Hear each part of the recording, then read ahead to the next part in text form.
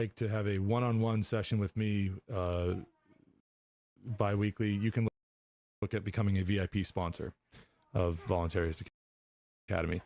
Coming up in just under 2 weeks, 2 weekends from now, February 21st and 22nd of 2026 is the Funnel Conference number 5, Ignite Hearts and Minds. Go to freedomundernaturallaw.com to find out more about that. And I'm a featured presenter along with many, many others who I've become friends with over the years. Some are on this channel as guests that I've interviewed. And then go over to the One Great Work Network, onegreatworknetwork.com. I think it's about 80 content creators over there.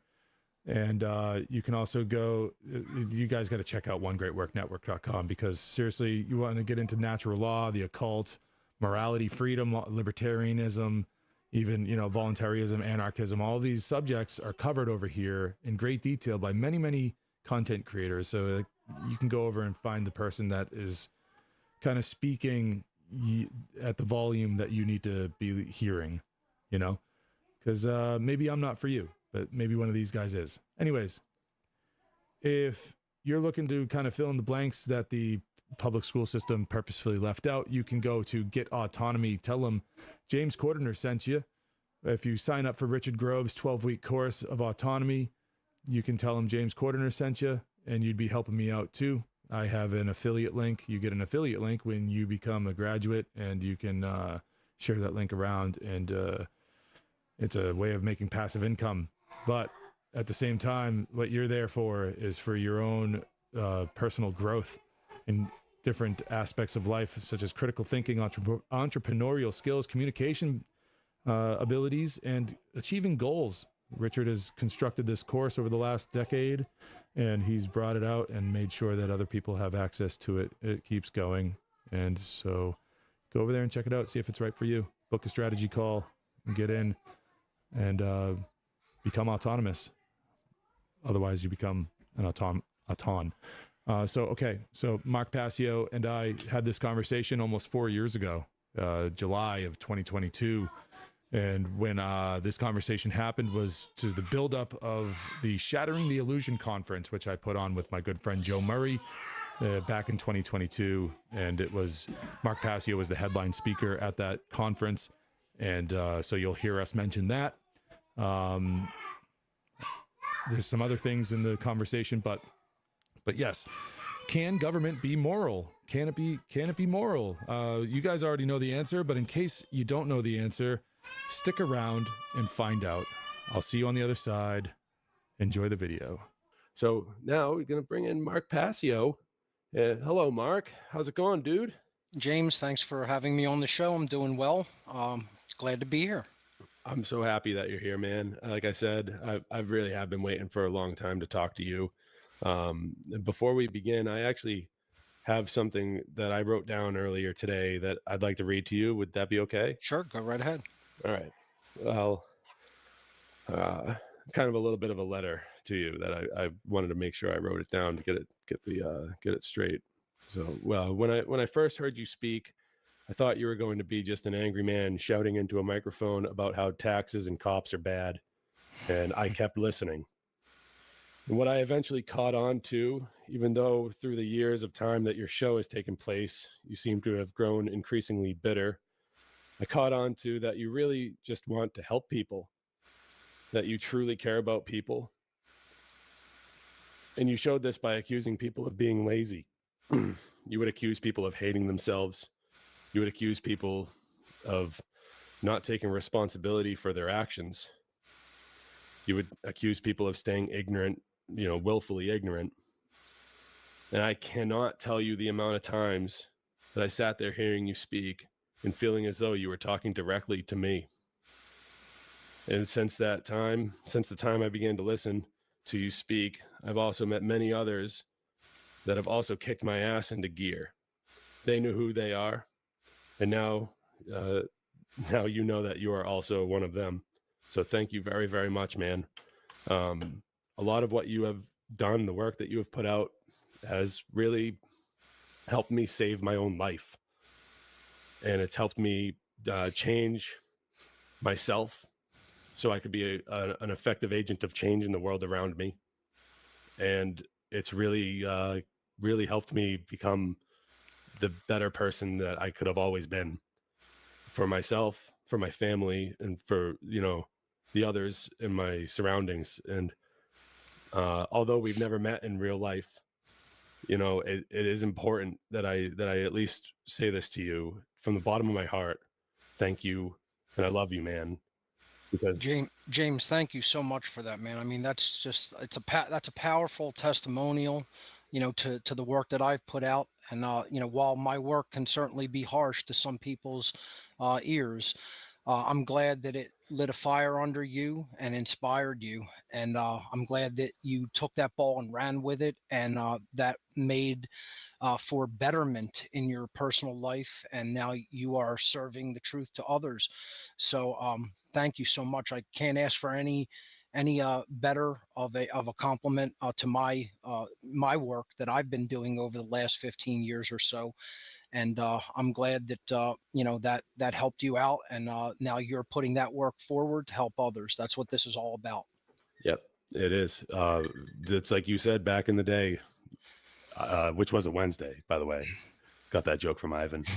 Um, when you start learning these things, you have a moral obligation to put it back out, to speak it back out to others. And, I wanted to talk to you about speaking the truth, no matter the cost, because this is not something that you're unfamiliar with. And there's really no one else that could really convey to people better than you the just absolute importance of using the voice, using that to speak truth, not to, because I hear you say all the time, the first step of initiation is to stop lying, of course, to yourself and other people too. So what do you experience in your life, if we can get inside Mark Passio's head a little bit more? What do you experience in your life with people when you really do start speaking truth to them and you don't back down? What goes on? I guess it depends on where they're at in their own consciousness, how much they've become aware of, how much work they've done upon themselves to change for the better, how not lazy they've been in doing private personal work to recognize what's going on around them, and to break former destructive patterns, and to break patterns of ignorance. So there's a spectrum of responses, I guess you could say. There's a gradient. And for the people who have done a lot of that work, they're obviously going to be much less resistant to hearing truth, even though it may be disturbing, even though it may be uncomfortable, because they have a framework, they have a basic existing perspective from which to operate from, because they've looked into it a little bit. And what they're hearing is not completely foreign or alien to them. And for people like that, we're generally speaking a similar language, although it may not be exactly identical, and there's room for communication. So uh, in general, that'll go pretty well. It'll go smoothly. People will have a back and forth discussion. They'll hear what's being said. They'll respond to it. And we can have a true conversation, right? Which, you break that down. I always talk about the importance of breaking down words into their origin, where they came from, right? The word conversation literally means to change together. If you go back to its etymological origins, the prefix con in Latin meaning together or with, and the verb versare in Latin, conversare, conversation. Versare is the verb to change. And that's what a conversation should do. It should help both parties to change for the better, because there's a back and forth of information. They can learn and grow from the discussion. Now, again, that's the first part of it. That's for people who have a little bit of an existing framework to operate from. Now, where you see combativeness, where you see resistance, where you even see belligerence, is where you're talking to someone who hasn't done any homework. They haven't done any work upon themselves. So they're coming from a perspective of literally pure ignorance, where they don't know much about what's truly going on in the world. They have a preconceived belief system that's been fed to them from social engineers their entire life about how the world operates. And it's it's an extremely naive perspective. It's an extremely childish perspective. It's an extremely uninformed, low information density, is what I generally call it. It's that person is low information, and the information that they do or had received, or that they are operating on the basis of, it came from sources that are attempting to establish negative propaganda and keep people in a state of mind control. And when you are talking to a person like that, the the the, the essence of the being is shadowed and covered over. It's not truly really there, and that can sound, very condescending when people hear it, but it's in fact really true. You're talking to people who have not led a self-examined existence. They haven't even. I hear from, let's say, people who didn't really look into much of what I talk about, never watched any of the information that I put forward, or other researchers, sometimes even members of my own family, will basically say, I can't really even understand what you're talking about. I can't truly hear it and receive it. You lose me very, very quickly, because they've only been operating from that limited perspective and that low information density perspective their entire lives. And they'll say to me things like, I never thought of what you just asked me to think about 1 second of my entire existence. It never occurred to me. I never even thought of thinking about that at all. And that's where a conversation becomes exceedingly difficult. That's where changing together is virtually impossible. It can be done, but it's exceedingly difficult to operate from, that lack of a framework, lack of perspective, lack of understanding. And you literally have to build little building blocks at a time.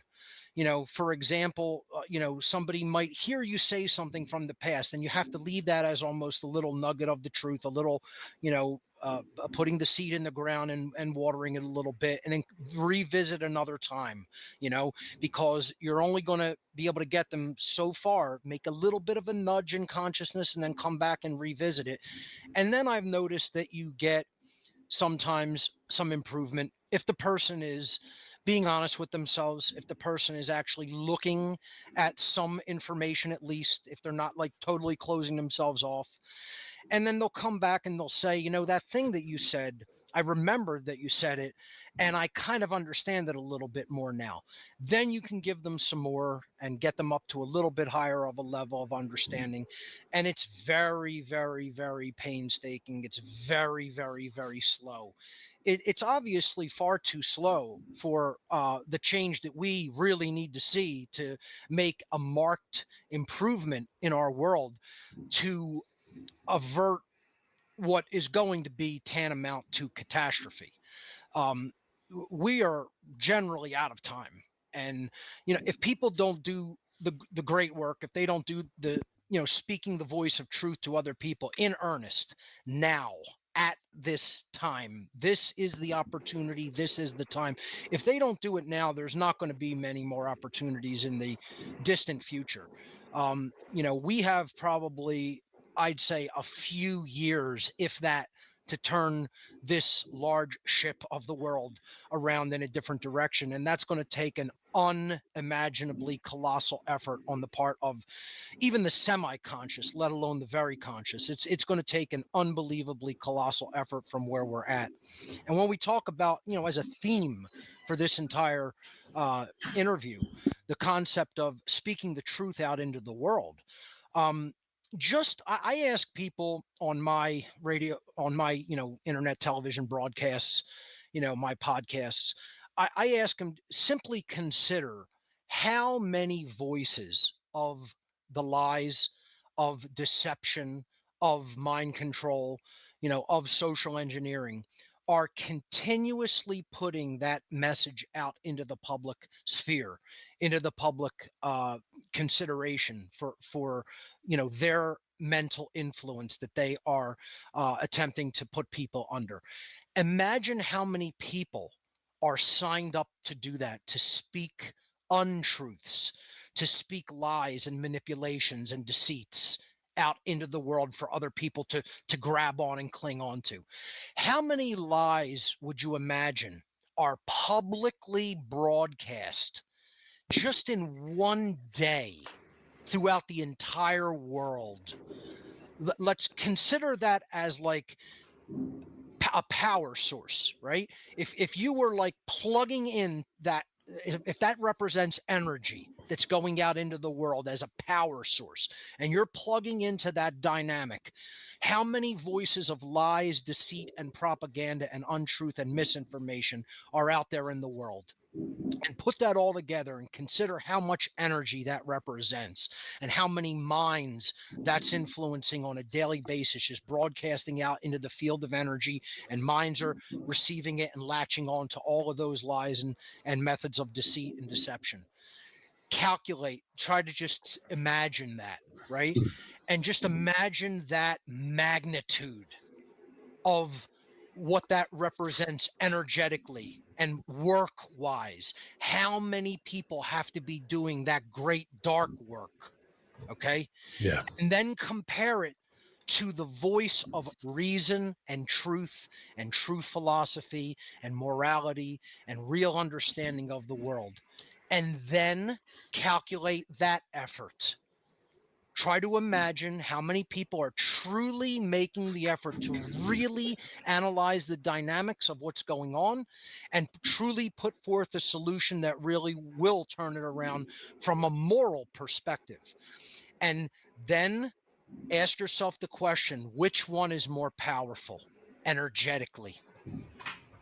And I think if we're being honest with ourselves, which again, as you just spoke, was the very first step of initiation into the world of hidden information, hidden knowledge, and bettering the world, is you have to tell yourself the truth. You can't lie to yourself because you want to hear the nice thing. Of course, we all want to hear it's all going our way. It's all going to work out in the end. Good always wins. The forces of good got this, right? Right. I think that has been a perspective that, again, has kept humanity very naive. It has kept humanity lazy, because if people think in their minds, good has this, and it's an assured thing, and we're going to win, and we're winning, and you don't have to get up off your ass and get involved. It's just a sure thing because good always wins. That is actually doing a disservice to humanity, trying to get people to think that way. What would be of service to humanity is telling the truth about where we are really at, right? Tell the truth unapologetically about where we're at, and don't sugarcoat it, and don't imagine that it's some other way than it really is. And people, I find, even in the truth movement, even in the freedom movement, so called, have a very difficult time doing that because they want to believe good's going to win. They want to believe they're not only on the good side, the good team, but that side's going to win. And that's not an assured outcome. That it hasn't been for many, many, many, many human beings who have lived on this planet over countless generations that have come before us. Evil has defeated cultures. Evil has destroyed cultures. Evil has tortured human beings and ended civilizations and come out on top in the past. We only need a simplistic view of human history, let alone a deep understanding of it, to understand this, if we're being honest, right? If we're not sugarcoating it and we're not BSing ourselves and BSing people around us, right? And this is all I ask people to do. And it's a very different approach that they really haven't really truly fundamentally heard in their lives, right? Because they're hearing all the voices of lies, deceit, deception, and sugarcoating simultaneously. But what they haven't heard is start with an honest assessment of where we are at. Don't start with a doom and gloom perspective that it's all hopeless and it can never be solved, that we can never win this thing. You might as well go lay down in bed, don't eat, and die. if that's your perspective. Okay. I'm not a doomer. A lot of people will insist that I am, but I'm not. I'm a very intense realist. Okay. Doomers are people that are like, you're never going to win. Don't even bother to try. I've never told people that ever one day in my life. I've told people, be honest with yourself and others. Accurately and logically assess the situation that we are truly in and start from there. Start from that point. Because if you don't have an accurate point of origin, you you want to go someplace else, you can't set navigational coordinates. You don't know how to get from point A to point B because you don't know where point A is. Even if you have a vague understanding of where your destination is, if you don't know your origin point, you have no means of setting a course. And that's been my advice to people since day one regarding speaking the truth, is don't sugarcoat it. Start from what you know to be true now about the actual situation, right? Don't over darken it, right? Don't make people think, hey, your effort will be wasted, so why bother to start? That's untrue. You don't know we don't know definitively what's going to happen, right? But if we stay on the course that we're on, then we can extrapolate what will happen. With no change in course, we can extrapolate the destination that we will end up at. That's very logical to conclude.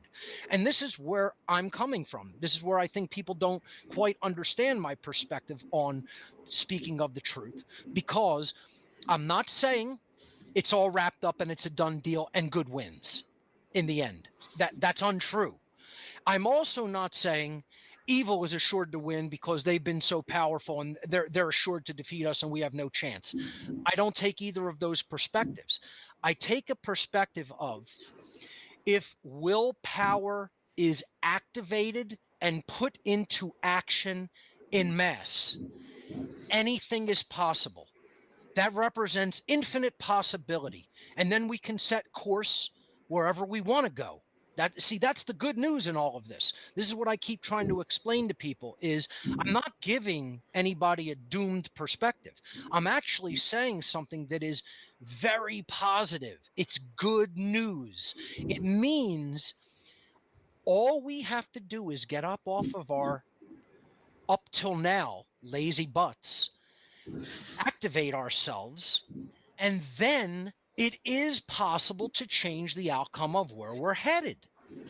If we don't do that, if we decide not to do that thing, then we are going to continue on the trajectory that we're going down, because the way that the universe gives us the result of what we've put out into the world is very computer-like. And a lot of people don't want to hear that either. A lot of people think that's a negative perspective. No, it isn't. Anybody that has dealt with computers, has dealt with software, has dealt with programming, etc., any level of coding, knows that if you structure something well, you put effort into it, you put willpower into improving it, then you're going to get positive outcome on the other side. This is how the real laws of attraction work. This is just how willpower and work in the world works to give us the result that we put into it. When a room is dirty and it's an absolute nightmarish mess, and if you don't look at the room and say, I have to make an honest assessment of the room. Here's what I'm going to need to clean it. This is about the amount of time it's going to take. This is how much work and effort it's going to take. It's going to take, this much energy of myself and whoever else may be helping me. Then we're going to sit and actually do that work with the cleaning materials that we have to put together and assemble.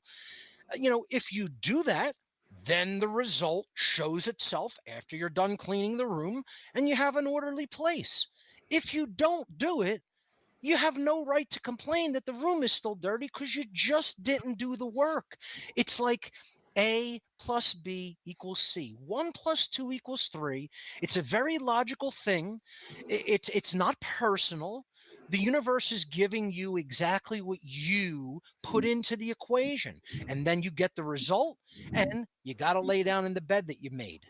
It's almost so simple that when you explain it, it's like, this shouldn't need to be explained. This is Right. common everyday, should be common everyday sense, but it's not, because people have been conditioned since the day that they were born that either it's hopeless, don't bother to try, or um, you know, it'll just work itself out and it'll just fix itself without effort, without real work. Neither of those perspectives is true.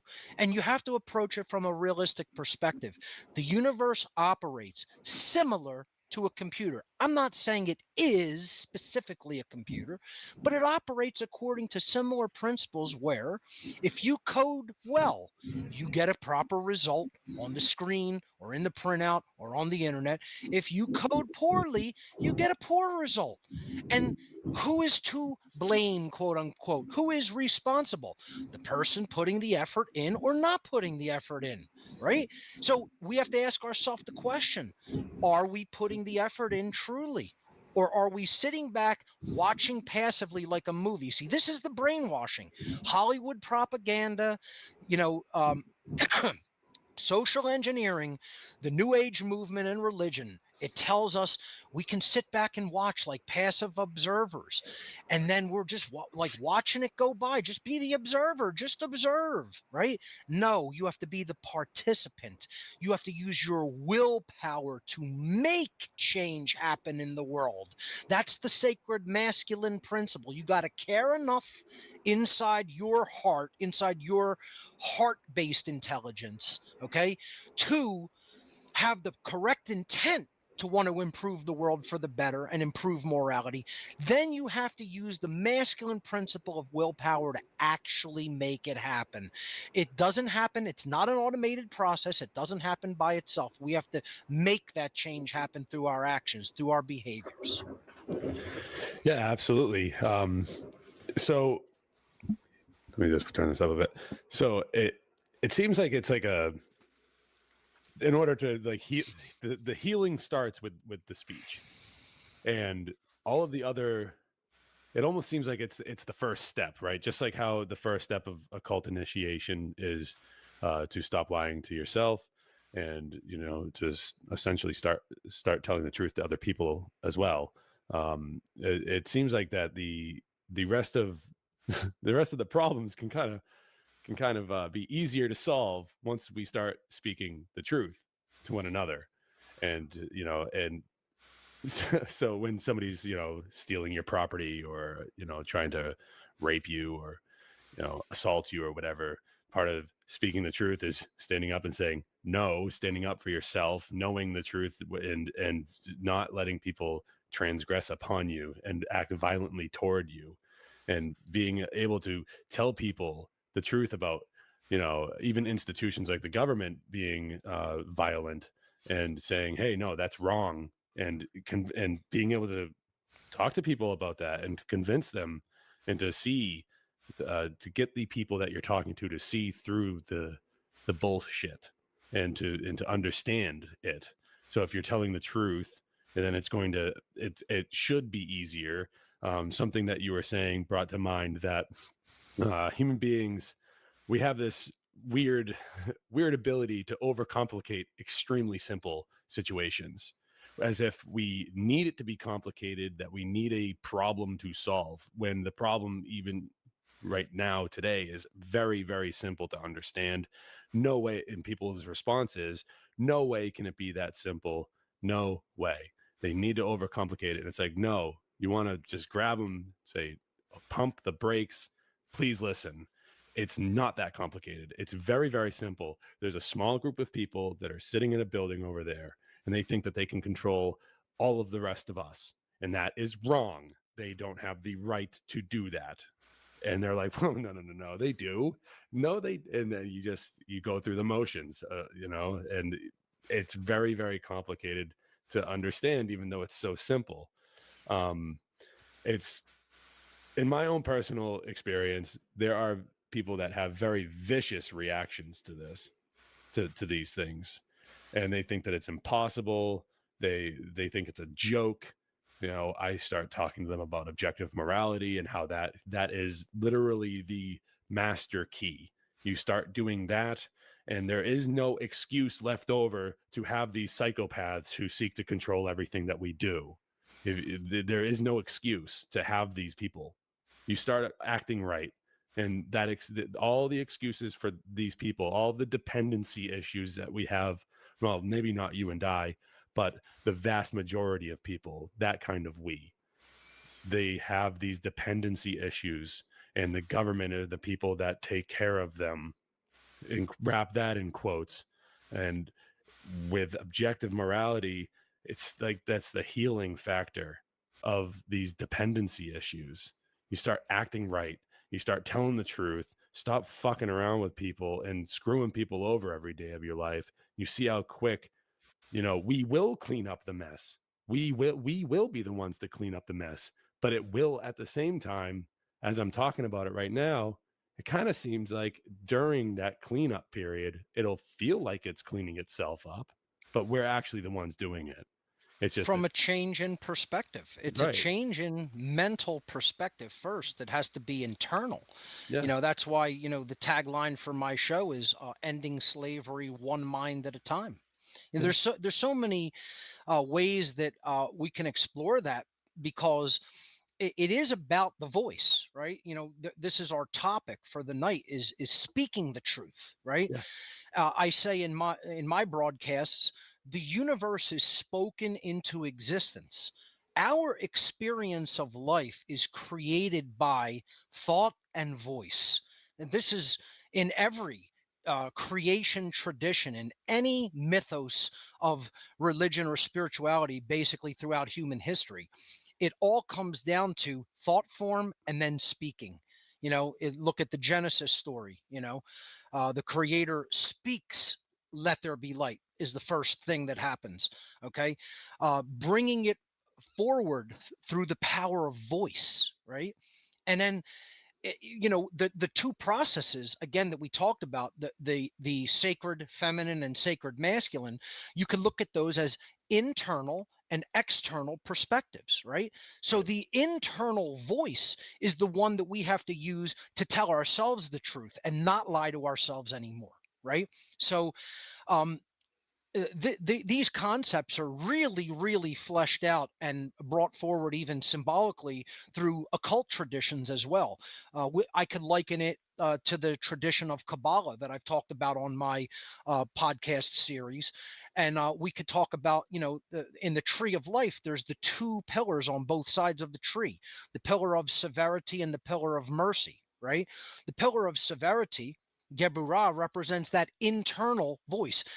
Those spheres on the tree of life, symbolically in the Kabbalistic tradition, represent the throat chakra, the place of energy of the voice, of speaking and speech to oneself and to others, right?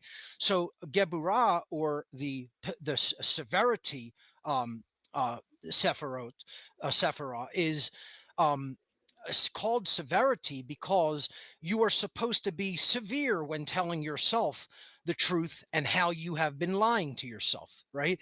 Right. That's why it's on that left hand side, and it's considered, the pillar of severity, as it is called. On the right hand side, that represents telling the truth to other people. That's the pillar of mercy. It's saying merciful, attempt to understand other people's perspectives and what they have been through in their lives when you go and tell them, right? And yes, that should be approached that way. I'd say, at least initially, when the person will refuse to stop lying to themselves, I think we do have to start using a slightly heavier hand, because they are basically not telling themselves the truth about whether the behavior that they are condoning or even doing themselves is immoral, because they want the result. as you were saying, people that condone government, they condone violence. They don't see it as violence. Okay. They don't apply the behavior to themselves, and they don't tell themselves what they're condoning. They lie to themselves about that. They fudge the data so that they euphemize it to themselves so that they come out squeaky clean. Okay. When in fact their hands are covered in blood. Okay. And that's where we have to use that throat chakra energy to tell the truth to ourselves first. That's the first step. We have to stop lying to ourselves and be honest with ourselves about what the behavior in question really is, right? So if, for example, let's say someone advocates, because of whatever health crisis you could possibly imagine, forced vaccination upon other individuals. Let's say, I consider this a public health crisis, and I think everybody should be made to take this. Well, what are you actually advocating? You are advocating that someone else has the right to put a substance into someone else's body, even if the person who owns that body does not agree that they want the substance into their body. So then what someone who advocates for that has to say to themselves is, first, what is that behavior? Number one, before you go anywhere else, analyze the behavior in question and be honest about what it is. Right? Don't euphemize anything along the way, anything in the process. Do not euphemize it. Say what it really is. Then the second thing that they have to do is say what they condone that they would do to another person who refuses, or what they would condone for a third party to do to a person who refuses. So let's say someone says, I think everybody should be mandated to take a vaccine. Okay. Well, what is that mandate? What is the behavior? The behavior is saying the free will choice of a being to say, I do not want a substance placed into my vehicle of consciousness, my body. See, the word my is possessive. That's a possessive adjective. Okay. It implies ownership. It implies property. By saying my body, I am making an accurate claim of property because I have this body, I am using this body, and I am responsible for the well-being of this body. Therefore, I get to decide what is placed into it. Just like if you own a computer, I have the computer rightfully. I've acquired it. I didn't steal it. Okay. I decide how it is used, and I am responsible for its maintenance and upkeep, and I'm responsible for what software goes into it. That's why it's my property. See, property has characteristics, right? And this is what people aren't explaining through the power of the voice to help people gain the understanding of objective morality, because it all comes down to property, all of it, because everything that can be done against morality, anything any action that can be done by a human being that is immoral is a violation of property. It's theft, right? We boil all the transgressions against natural law: murder, assault, rape, theft, trespass, coercion, and deception. All 7 of the true deadly sins of this world that anyone can do to another being are forms of theft. When we analyze them each in turn: murder, theft of life without right; assault, theft of well-being without right. You can go on down to deception, taking someone's right to have accurate information, and make informed decisions. Okay. Self-ownership comes under this property right. Okay. If you own your body, then it's your property. No one can tell you what to do with the body. No one can tell you what goes into it unless you're actively physically harming or defrauding someone else, which refusal to put a substance in the body is not doing. That is not one of the wrongdoings. So people will say, I think the free will choice of another being not to have something placed into their body should be removed from that being. What is the free will choice of what you are permitted to do with your body outside of direct harm and defrauding of someone else? Is the removal of that called? That is making a claim of ownership on the body of the other individual. Making a claim of ownership on another person's body by saying, I'm going to decide what you may put into it and what you may not put, or even what you may not put into it. That's called prohibition, right? But commanding what must be put into it, which is called mandates of substances, okay, that someone may not want be put into their body, is making a direct claim of ownership on that bodily vehicle. Now, what is the definition? What is the word for this definition? One being or a group of beings making the claim of ownership upon the body of another being or group of beings. What is that the definition of? That is called slavery. That is the actual definition of slavery, whether it is overt slavery, whether it is covert slavery, meaning if it's out in the open, ball and shackle, I own your body, you're going to perform the work that I say you're going to perform, or I'll kill you, slavery, or whether it's covert slavery, I'm going to subject you to endless propaganda and mind control and social engineering and false forms of media and false forms of education that are really indoctrination until I convince you that I have a higher claim to your body than you yourself. That's covert slavery, which is what government and social engineering actually is. So that's number one of what people have to do with their internal voice. Then with their external voice, do this. Say out in the open what you would advocate to be done to someone who refuses dictates, to someone who refuses mandates, and then hear yourself. Listen back to what you say. Actually make the statement publicly. Don't lie. Be honest about what you say you want done. So, someone will say, well, I think if they refuse, someone should come to their property with whatever amount of force is necessary to hold them down and force the substance into their body. And then they'll say that, and they cannot make the recognition because of how brainwashed a state that they are actually in, that is actually taking away someone's free will rights as a being, and that is called slavery. It's not just violence, it's violent behavior, but it goes beyond violent behavior. It is the act of putting someone in direct bodily subjugation to another, and that is the condition under any definition you want to imagine it called slavery.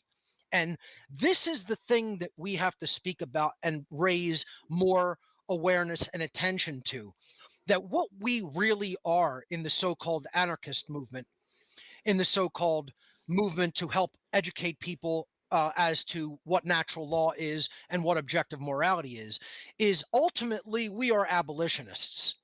We are those who stand against all forms of slavery, overt and covert, both forms of the worlds of slavery, because there are two forms. There is overt slavery where it can readily be seen, and the violence can readily be seen. And there is covert slavery that uses mental manipulation and deception to get people to euphemize the violence that is inherent to covert slavery and tells them, no, it's not actual violence and slavery. That is harsher definitions and harsher language than what it really is. No, they're euphemizing the language, and it actually is slavery, and they've just been conditioned to think of it as not being slavery because of mental manipulation, mind control.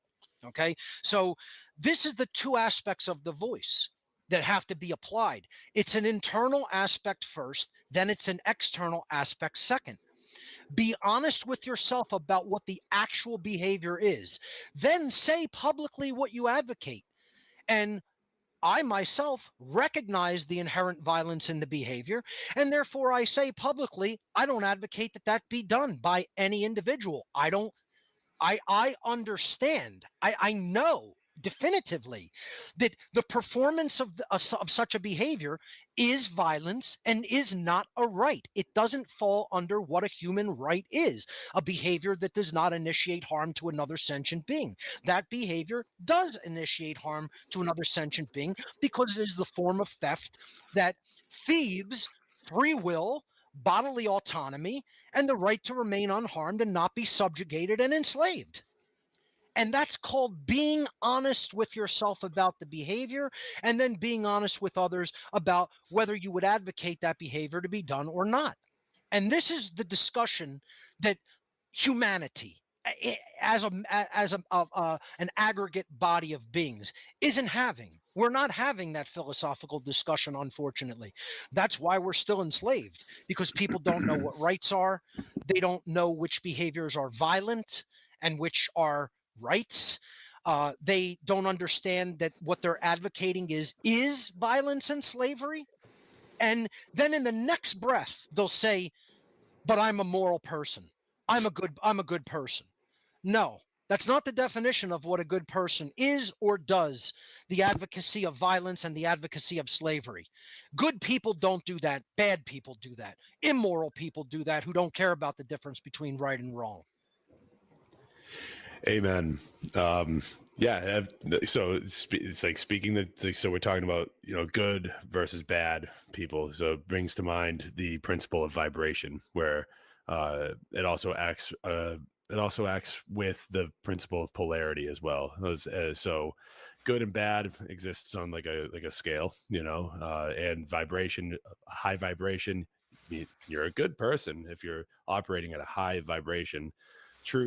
Speaking truth, it enables you to get there to that high vibrational energy of consciousness. It enables you to do that and to actually help others get there as well, because you are combating that transgression of deception, and you're helping people really, as harsh as it is, and as much as they want to turn away from it. The truth, we all know how the saying goes, knowing the truth will make you free. It is the direct path to a state of freedom, starting by speaking out the truth, no matter how harsh it could be. It will raise your consciousness to a higher vibration, and it'll make you a good person. You take everything I just said, do the opposite, and boom, just like Mark said, bad person. You're a bad person. And that's that brings to mind the importance of being correct, right? Yeah, It's like, yes, there is true and there is untrue. Well, how are you going to know if you're speaking the truth if you're incorrect? That's right. If you're incorrect, you're not speaking the truth. You have to be correct. You have to be right. You have to act right. And if we're not taught the methodologies to be correct, how do we know whether we're correct or not? See, these are questions. Not only are they epistemological questions about reality and what is what is reality and what is true or not, but then I'm sorry, that's ontological, right? Ontology is the study of reality. But then we get into the epistemological realm of how do you actually determine what is true and correct versus what is false, what is illusion, right? This is what's so critical to understand. And that's what real education prepares someone to do. It puts the tool sets in their hands to be able to dissect any given body of information and come down to a breakdown and an understanding of whether it is true or not, and to understand it and then put it into action. If we don't have that tool set, we're not going to be correct, right? I re-emphasize over and over, correct and moral meaning the words that we choose to represent them. The one word that unites those is the word right, right? Right means both correct, meaning you got the answer right. You got it correct. You did not Hmm. get the incorrect answer. You got the correct answer when you analyze this situation. And also moral versus immoral, meaning right versus wrong. We use the word right. That is the unity. That is what unites these two things.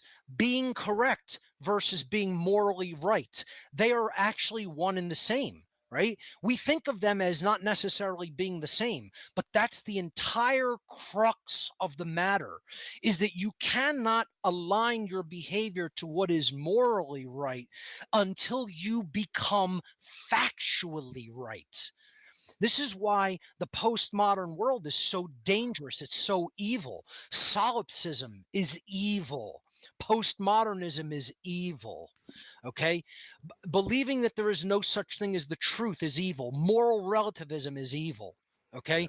Because if you're saying there is no correct or incorrect answer, it's all a matter of opinion, then you're saying you can't become factually right. And if you can't become factually right about anything, you can't become morally right about anything, because you can't get the answer correct about what is moral and immoral. Okay. And that is why the tool set has to be put into young people's hands at an early age of how do you analyze a situation? Forget telling them what to think. Give them the tools to learn how to come to the correct answer. That's the Yep. trivium. That's the true uh, ancient method of education and real learning, and the real scientific methodology of grammar, logic, rhetoric, or in the ancient world, it was simply knowledge, understanding, and wisdom.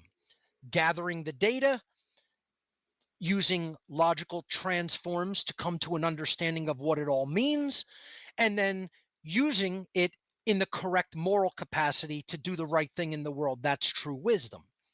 If people aren't given those tool sets and they accept dangerous, evil religions such as postmodernism, solipsism, moral relativism, they can never become truly correct about which behaviors are moral versus which behaviors are immoral, and they will always be incorrect regarding those things, at least a lot of the time. Yeah. They may fall into being correct accidentally some of the time, So I'm but about to say most of the that. time they're just going to be incorrect, and they're never going to truly know right from wrong. And unfortunately, that's the world that we live in. This is the confused world where people not only don't know the difference between right and wrong, they aren't correct about the difference between right and wrong.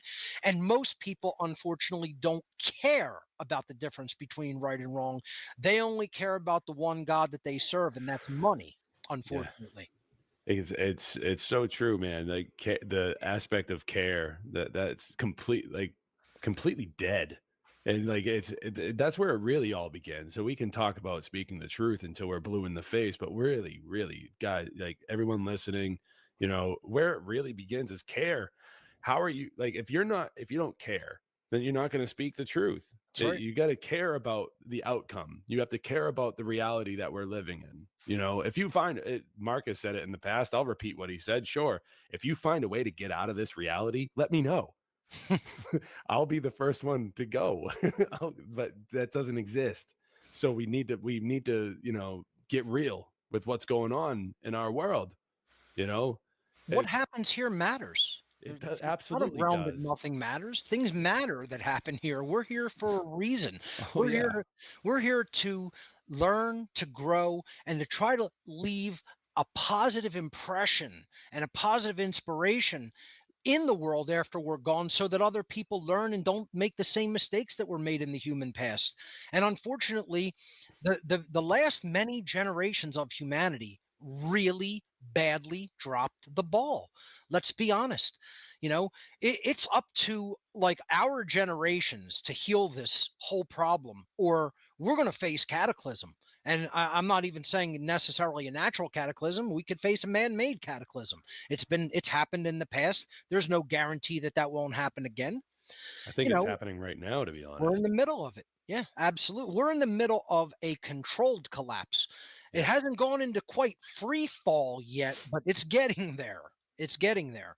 And, that's going to mean mass death, like mass casualty, mass death, much more mass trauma. And that trauma is not going to lead people to really necessarily want to pay attention. It's going to put them into survival mode. It could be a much worse state than the opportunity we still have. That's why I'm saying this opportunity should not be squandered. We have to take it very seriously. I analyze symbolism all the time, right? I've talked about, again, occult traditions like Kabbalah and Freemasonry and Tarot, and analyze that powerful symbolism in many of those traditions. One of the things in Freemasonry, I have gotten into a lot of the things that the symbolism in that tradition means. But that G in the middle of the compasses and square means gravitas in Latin in one of the interpretations, right? And it can have many interpretations. It can mean, as I've said, the generative principle of care that we're talking about right now, right? It could mean gnosis, which is about knowledge, gathering all the information to make sure you get the answer correct.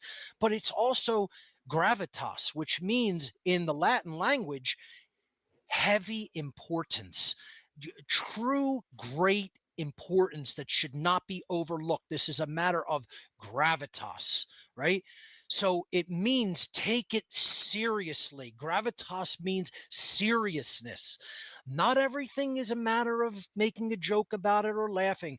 Things can happen that are going to be extremely serious to people when lives are going to be on the line. It's going to be a matter of life and death. People aren't going to be laughing and making jokes about it, making memes about it when they're dying, you know? So, that G in the middle of the compasses and square also represents the word gravitas in Latin, which means incredible importance, weight when it comes to seriousness, not physical weight per se, but very serious matter of importance that should be paid correct attention to, that should really be focused upon, right? Again, that's a big, theme coming up in the funnel conference, the Freedom Under Natural Law conference. It's about focus. It's about really paying attention to what's truly important. This is what we have to steer people back toward doing, realizing that the only true matter of grave fundamental importance is, does a person truly know what rights are? Does a person truly know the difference between right and wrong behavior? Or are they confused regarding it, which is a very serious matter and shouldn't be overlooked. And think about how sad of a state that is, that people on our planet grow up into physical adulthood, biological adulthood, never truly having even considered or having been taught the true difference between right behavior and wrong behavior. That is not just sad. That is a matter of cosmic importance, because that not being done on a planet is a cosmic crime in the universe. That's how serious of a matter it is. That's cosmic weight, cosmic crime is what's being done on our planet. That we are not educating our children to understand right from wrong, and they are growing into biological adults still in complete confusion and ignorance regarding right and wrong. Yeah. I had a conversation with my 5-year-old son today about the difference between right and wrong. This is how early we've started earlier.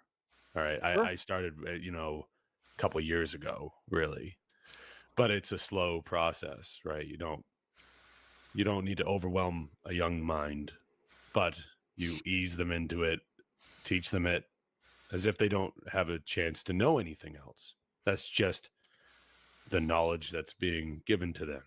It's what's going in, That's it. it's a good program versus bad programming. You're laying down the format on Right. those little beings' mental hard drives. You got to put that All format down and then start installing good software. that's It's right. all a computer analogy, ultimately. All of those different possibilities of the G in the Freemason symbol. Yes, Uh, it's still they all just still come back to the element of care. that's right. All of That's what them, unites all of it. That's the no matter. highest. That's the Yeah, highest energy that it is. It's the generative principle, the generator, right? yeah, The thing that generates the experience is ultimately what we care about. You could call that the heart, you can call that love energy, right? right, But ultimately it's cosmic care. It's not just like, it's not romantic love, right? right. It's what do you actually care about creating in the world that you are living in? What do you care about leaving to future generations in the world that you are living in? The true care based intelligence, heart intelligence, is going to guide and dictate that, right? It's not going to be dictated by just intellect, right? It's important to have sharp intellect, right?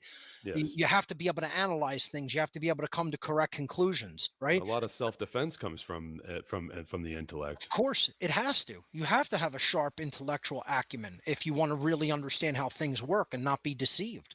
Right. But ultimately, if you don't truly care from a heart based perspective of intelligence, you're not going to care about what's true or false. You're not going to care about what's right and wrong. You're not going to care about speaking the truth to others. You're not going to do the great work. You're not going to become a person who actually reaches out to others and attempts to help them in their moral education and upbringing. And that's what we're all ultimately here to do for each other and to support each other in that journey of learning and growth. Yeah. Make course corrections along the way if necessary. And when we've been kind of growing up in this world full of lies and deception and violence, when somebody comes along and they actually are enacting care toward another person, a lot of the times the person that's being shown such care, they get turned away from it. They think that they're being swindled or taken for, and that's unfortunate. That's very sad. Even when a genuine act of care comes along, a person could still think that they're being, that the wool's being pulled over their eyes on something. So much deceit has happened to people and trauma that trust is a difficult issue for many people. You see people in the truth telling community constantly being accused of, oh, that person's an agent or they're working for whoever, and it's like, I've met many people. Their intent is well placed and they're trying to do the best that they can. We're all human. We all have failings. No one is perfect. You have to take the good with the bad. You have to, take the really good gems that are put out there, take them, run with them, leave the rest, and, stop. A lot of people have to just stop sowing discord because they can't imagine anybody can actually be a true good agent for goodness and true positive change because they've been deceived so much.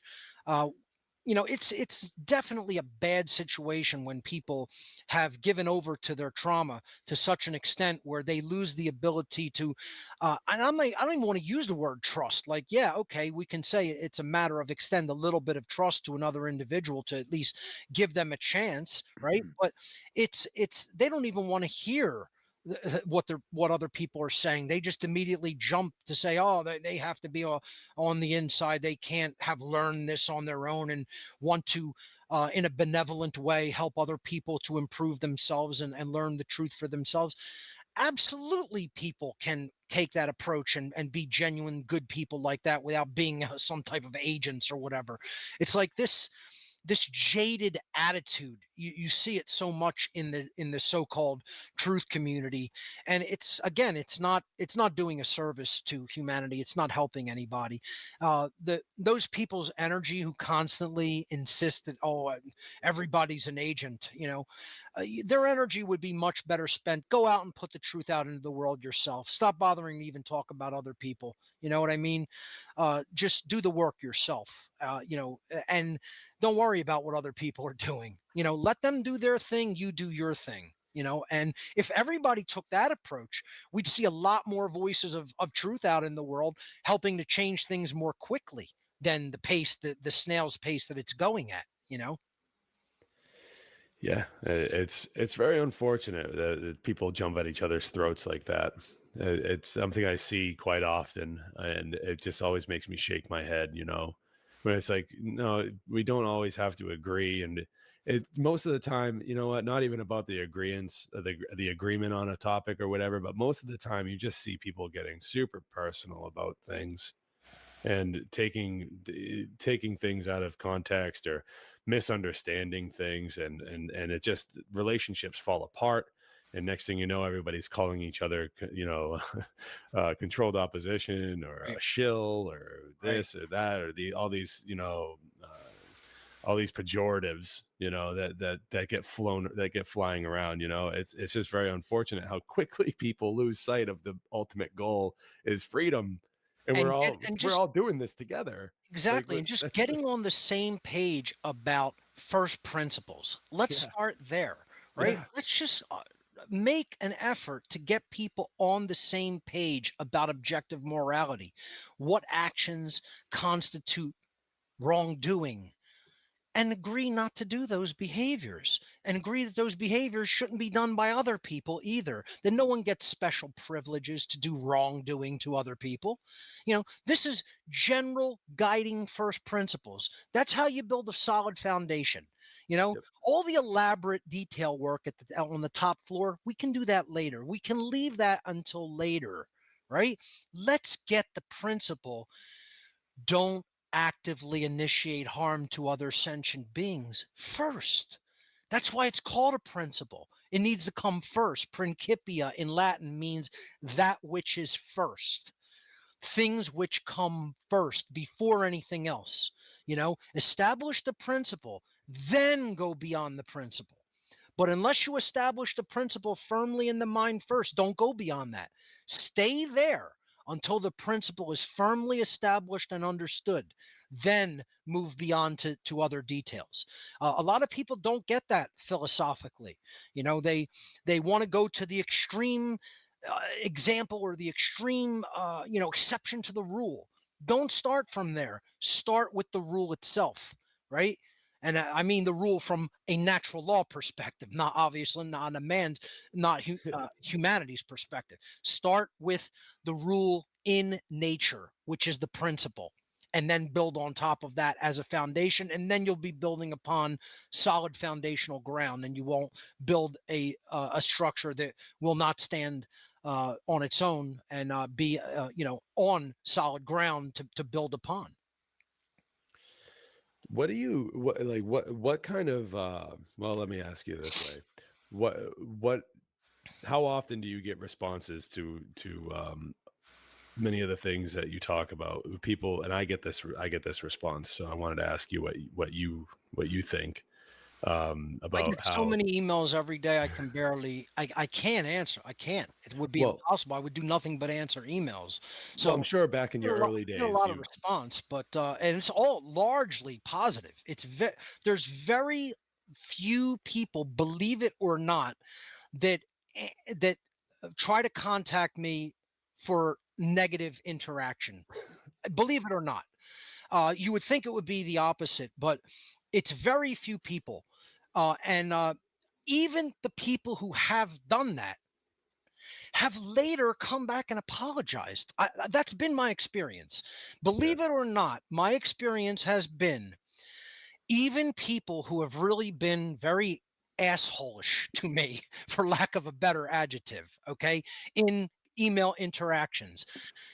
Many of them have later come back and said, I apologize. I could not understand what you were saying because of my lack of knowledge and my ignorance. I finally kept going further in this information because I kept looking it up and hearing about it from other people. Then they said things that brought me back to your work, and I listened more, and then I got it further, and they have apologized to me. That's almost an exceedingly rare thing generally in life. But I find that that's the kind of general response I've gotten. because I've really stuck to my guns and continued to do the right thing, continue to do the great work and put the information out into the world and try to build a stronger community, a network, etc., of more people who are doing that to get it into the world in a greater way. And that's how natural law works. It brings you, if you're actively doing the things that you should be doing and you keep doing them, it brings you positive response rather than negative. Now, that's not going to work in it's not necessarily going to be the case for every single detail of your life, because people have free will and they can choose to screw with you in many different ways. So there are other things that do happen that it's just somebody who's, doing a negative thing. They don't care about what's right or true, and you're affected by it. We're all affected by each other's behaviors. Nobody's an island that stands on their own separate from everything everybody else does. That's why we have to make improvements in the aggregate. It's a very dangerous proposition in many religions and in new age philosophies, or ideologies, I should say, that they say, just worry about yourself, just worry about how you are, and then just live for your bliss and happiness. That's a satanic way of living in the world. That's like, don't really care about anybody else, just get your house in order. No, that's pure selfishness. That's not really long-term helping the world. Long-term helping the world is, yes, get your house in order first, but then help other people get their house in order. That's equilibrium. Okay. Equilibrium, which leads to a true better state of the world, is, yes, bring equilibrium and homeostasis to the extent that you can within your own house, so that you're in a position where you can help others get their house in order too. And it doesn't mean help other people at your own expense. See, there's a balance there that has to be struck, right? You have to get your work in order and be equipped to do what you need to do, and you can't let other people drag you down from that effort either. I feel I'm very focused in that, maintaining that state where I don't I try not to take on other people's problems to the extent that they will drag me down and I won't be able to get my work done. But where I am able, I will assist others. And I'm publicly doing that in the greatest way that I know how, through information. Because again, the old saying, you can help a person, procure their food for the day, and you feed them for a day. But if you showed them how to procure their food, they can procure it for a lifetime. Okay. And that's what I'm trying to do with my greater body of work. But if I'm in a position to help somebody in real life, I will do it to the extent that I am able, on the terms that I am able to do it on, without being dragged down into a quagmire of sorts, and then not be able to do what I need to do. So you need, as an individual, to maintain that type of balance and equilibrium when it comes to being altruistic toward others. It's like, you can't only ever just do for others, because then you're not going to be doing what you need to do for yourself and your own work. And you can't be so selfish that you never attempt to improve other people's lot in life, especially by putting the truth out there into the world with the power of your voice and the power of media that you're capable of creating. And to that end, I try to teach people how to do that, right? Not just tell them to do it, right? I could scream at them to do it all day, but I also try to make the effort to say, here's the methods by which you do it. So it's the same thing with, like, the information, right? You could tell them the information, and you could, even get angry at them that, oh, you're not getting the information, but you can give them the tools to be able to procure and understand the information for themselves. And that's called autodidactic learning. That's called learning that is self-directed learning, right? So if you give people the tools to do that, they don't really need you after that, right? I want people not to need me. I don't want to be someone's guru. I don't want to be their crutch. I don't want to be who they rely upon to get this information. I want to show them how to do it, how to apply the trivia method to understand it, and then to act rightly upon it. And then it's off to the races, and you do it yourself. You don't need Mark Passio. I don't want anybody to need Mark Passio. I don't like clingy people. Okay. I want people who are driven, who have a lot of willpower, who want to learn, who are open-minded, and then who will take that information and they'll run with it, do it themselves, learn how to research themselves. Similarly, when I say put the information out there for others, speak the truth into the world, again, the theme of this whole broadcast, I want to show people how to do that. I don't just want to tell them to do it. I want to put a tool set in their hands for the actual method of learning how to make that media and how to put that out there publicly for others, as I have done, as you're doing, as many people on the One Great Work Network and in other places in our world are doing. So to that end, I teach these methods. If you want to see, the whole problem is most people don't know how to communicate in the modern world. I hear it all the time. I'm bad with tech. I don't like tech. I don't like computers. I don't want to learn it, right? I tried to learn it and I'm no good at it. And, it's all mental resistance. This is what I tell people. You've made a poor effort. A lot of people don't want to hear that. They want to be coddled, and they want to be told, oh, you've done it to the greatest extent of your ability. Most people haven't. Most people haven't truly, really tried. Most people have done a half-ass effort of trying, and then they give up because that's what they were taught to do when they were young. Like if they made a great effort to try to do something and they were failing at it, more people than not told them, let that go, drop it, forget about that. What are you worried about that for? Instead of saying, push through to completion, use your will to accomplish that if you want to get it done. See, I was never the kind of person that was a give up artist, ever. I was a willful child. I was a willful teenager. I became a willful adult. People want to break down people's willpower because they don't like to see them using willpower to accomplish good things. And then they look at them, oh, you're better than me because I didn't use my willpower to do those things and to change and improve and grow, right? So that's why I tell people, more likely than not, you failed because you didn't really truly try hard enough in the right ways. And it's one of those points of contention that gets you into one of those areas where you're butting heads with people and it becomes almost belligerent. Yet it's true. Okay.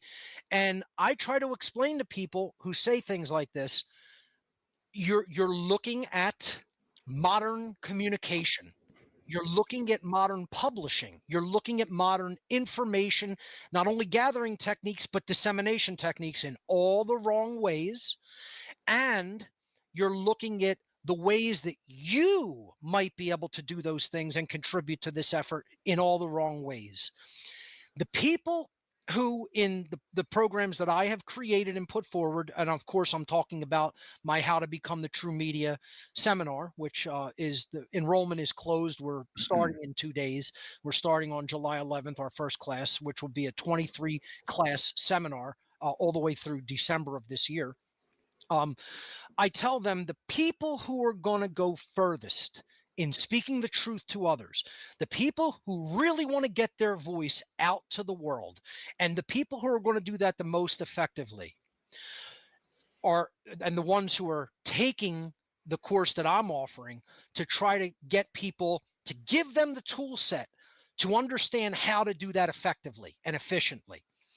The ones that are going to do it, they're going to take the ball and run with it, are the ones who are going to change their perspective about technology and what you're capable of doing with it.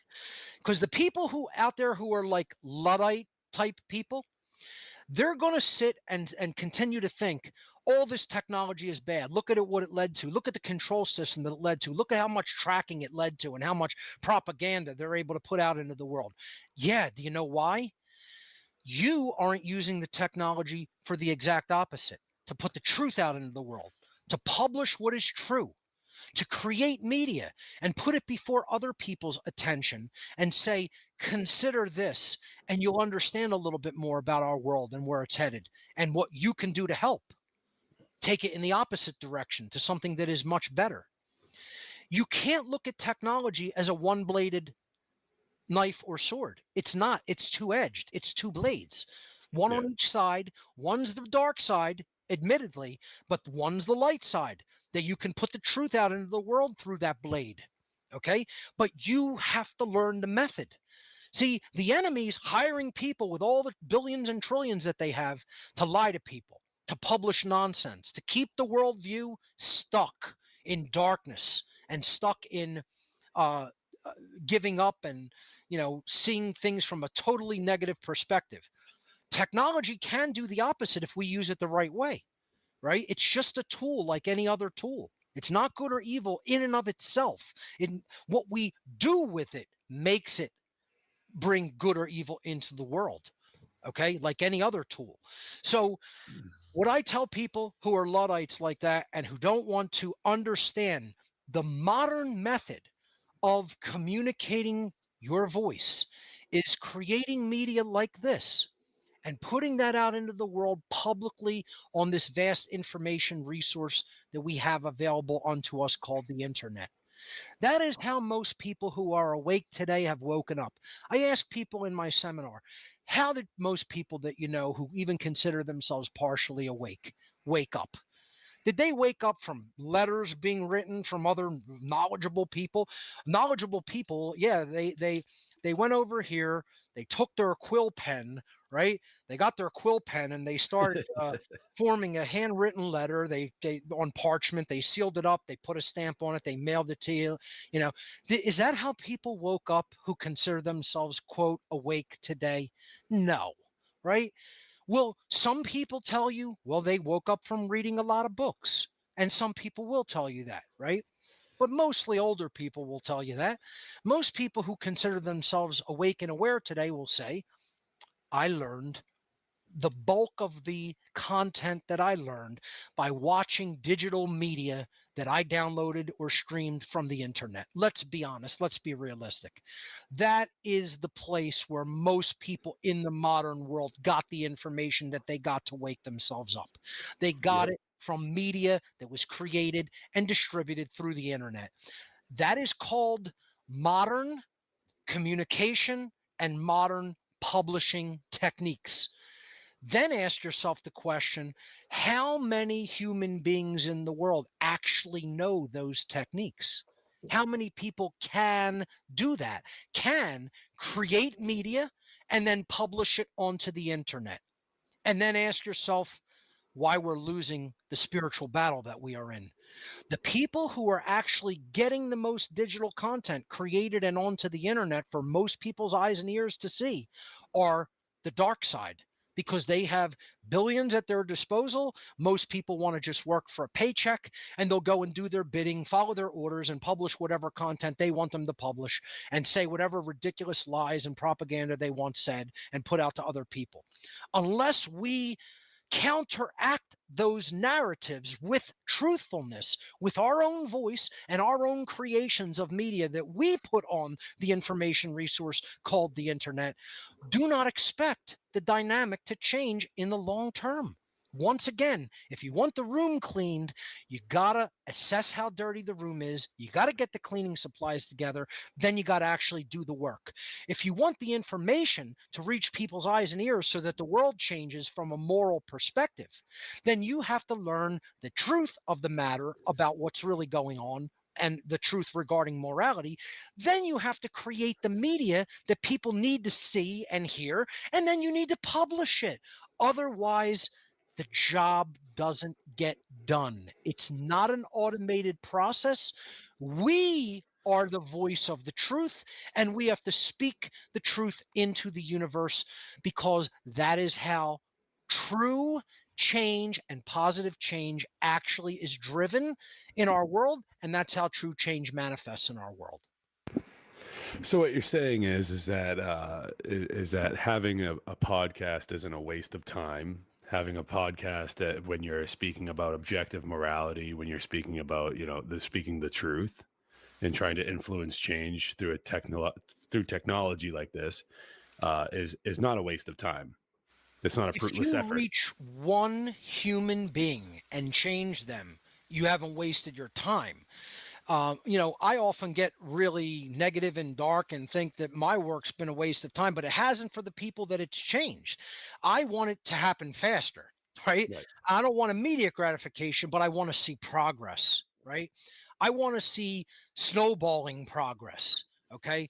I don't want to just see something that stays like this, or maybe just goes like this. I want to see things going like this, where I can see. I'm not one of these people that says don't expect change to happen in your lifetime. No, I call that playing to lose, right? I'm not playing to lose. I'm playing to win. I'm playing that I want to be such an influence. I want to be such an inspiration. I want to be so powerful in the speaking of the truth out into the world that I helped to inspire other people to change, that we make the change go exponential, not even linear. Okay. If I don't work for that goal hard enough to try to inspire that goal, then I'm playing to lose. Right. And Right. you can't just get down just because it's not happening as fast as you want. I fall victim to that sometimes, right? Admittedly. You got to keep going, you got to keep pressing forward. You can't ever give up. If you give up, you're just admitting defeat. You're just going to let evil run amok. You're going to let the boulder crush you, right? Even if it seems hopeless, the correct thing to do is push forward. Use your willpower to push forward, because other people will see that and take inspiration from it. You don't know who you're influencing. You might influence also somebody who is in a great position to create change single-handedly. Who knows? Who knows who eventually listens to the voice, the information that we're putting out through the power of our voice, and could perhaps greatly influence all of society. We don't really truly know that long term into the future. And I try to remind myself of that, although I can feel very depressed and very despondent about it some days. I am just as human as anybody else with the same emotions, and when I see where some minds are at, I mean, it's deplorable, and it is Yeah. very it can be depressing in many instances if you don't try to maintain a tempered view about it, and not fall into too negative of a worldview. And again, that's not saying don't go in the other direction and start seeing the world through rose-colored glasses either. You got to maintain that honest, realistic perspective. It could be challenging to do that. I think that's what helps me just stay on point and keep moving forward, is that I do not tread either one of those perspectives, the rose-colored glasses or the total doom. They're going to take you off the path. The middle path is the way, which is the realistic perspective, and keep pushing forward and never give up. Amen, man. That was awesome. Thank you for saying that. you know, a little bit of a change of pace. Sure. I wanted to ask you just straight up, and I think I already know the answer, so it might be a rhetorical question. Is there any is there any shape that government could ever take where it is legitimate, where it is a net positive? No, because the very definition of government is commands of compliance, right? So I can't give people commands of compliance to even do the right thing, right? I can tell them this is the right thing to do. I can't command other people's behavior. Government isn't suggestion, government is authority, right? Without the concept of authority to command, there's no such thing as government. That's its inherent characteristic that defines it, right? So we have words for a reason, they're defined. So to define means you're taking it out of the sphere of the infinite and you're making it mean limited things, right? So the answer to that question is we have to truly define what government is. And I feel I have done that in my work, Yeah, pretty much ad infinitum, right? yeah, But you can, if you want a good lengthy definition of what government truly is, I'd recommend Larkin Rose's book, The Most Dangerous Superstition. Larkin is, of course, on the One Great Work Network, a great modern philosopher. And he went to painstaking effort to truly philosophically define what government actually is and the characteristics that it constitutes. Other other writers throughout history have done this, philosophers as well, Lysander Spooner, Murray Rothbard has done a pretty good job of that, even Ron Paul in the modern day.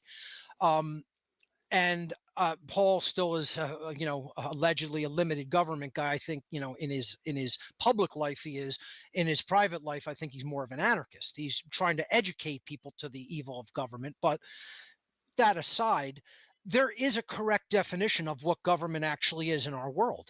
Now, if you're only talking about internal government, meaning I control my own mind, my thoughts, emotions, and actions, that's my government of myself, right?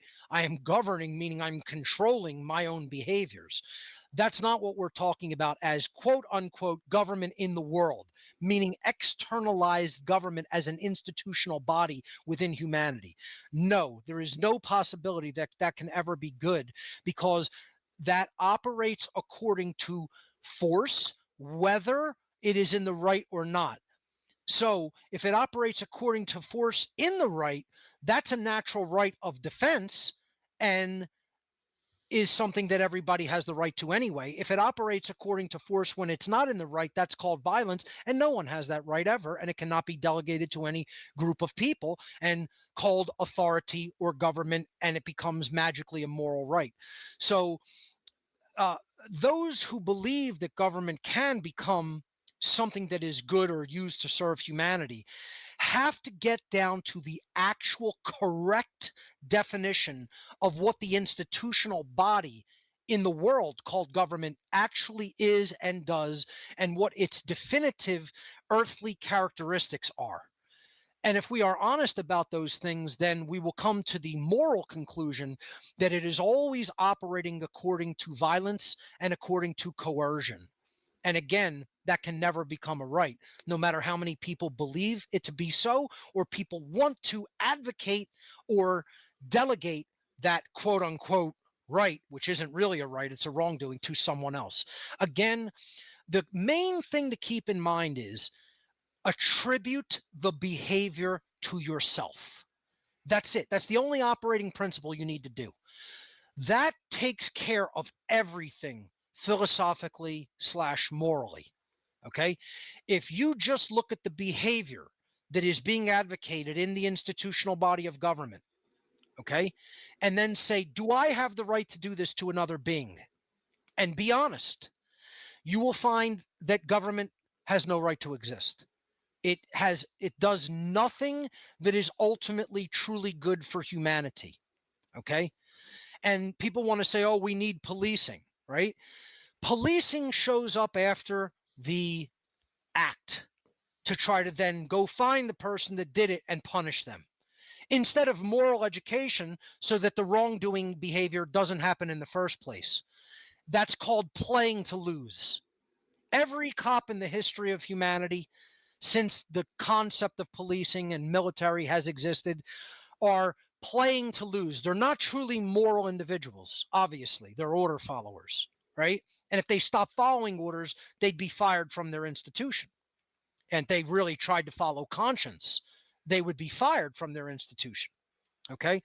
But the whole idea is, in general, every person who has misplaced the intent to try to help humanity and placed it in the basket of, we're going to control people and punish them for wrongdoing, you got it wrong from an axiomatic level. You got it flawed from the axiomatic level. You didn't attack the problem correctly to begin with.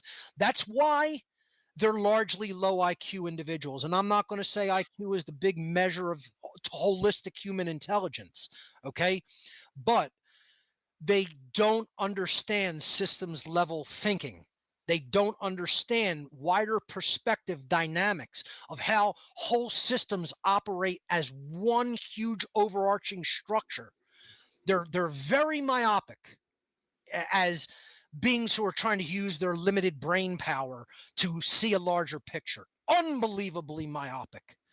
And they've misplaced their intent to say, I want a better future for humanity and I want people not to do bad things to each other. And they've put that in the absolutely flawed and incorrect axiom of control is the answer. You're completely incorrect. Only education can ever be the answer. And if education toward the moral is refused by the body of humanity, the right of self-defense up to war still exists within each individual, up to any level of deadly force, including massive war, still exists and can be done, can be enacted as a human right. This is what every cop does not understand. This is what every soldier does not understand. This is what every person in the institute of any aspect of government that has ever existed still does not completely philosophically understand. You have to understand what rights are in the apophatic sense, meaning what you do not have the right to do or participate in or condone. And you also have to understand it in the cataphatic or positive sense of when something is done that infringes upon or attempts to destroy your right, what behaviors do you have the right to respond with? Hmm. And that's a very, very difficult pill to swallow for most human beings, because we want to rationalize, we want to euphemize, we want to justify all of our incorrect and morally wrong thinking and behaviors. And when we're called on that bullshit, then people get defensive and go on the attack against the person who is speaking the truth. Again, the biblical allegory, right? Again, I talk about biblical allegory as much as I talk about occult symbolism sometimes. It doesn't mean I believe in religion. It means that I understand the allegorical principle that is attempting to be communicated through the religious tradition. It's not the same as accepting it as a religion or believing in it from a historicistic aspect, okay? But it teaches a valuable moral lesson. In the story, the allegorical story of Jesus in the New Testament, when he is being crucified by the Roman authorities, and Pilate is saying, I'm washing my hands of this individual.